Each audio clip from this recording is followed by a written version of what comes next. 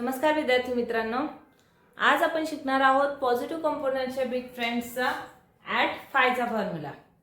At phi is equals to 10 minus 5 is equals to येतील 5. At फायचा formula आहे at 10 less 5. Okay, तर इथे काही क्वेश्चन्स आहेत, मी तुम्हाला सॉल्व्ह करून दाखवते. ॲट फायचा फॉर्म्युला.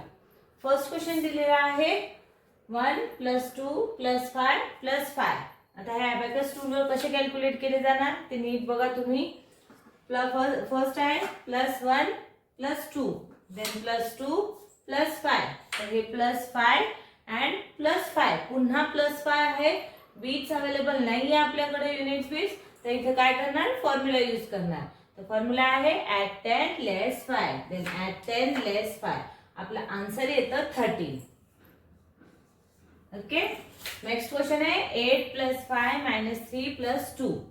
हे 8 + 5 + 5 चा फॉर्म्युला आहे ॲट 10 लेस 5 -3, देन -3 अँड +2, हे +2.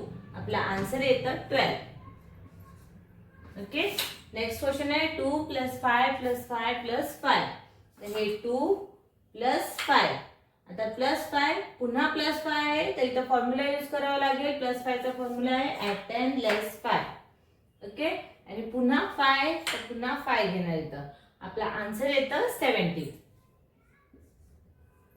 नेक्स्ट क्वेश्चन आहे 4 + 5 + 5 -3.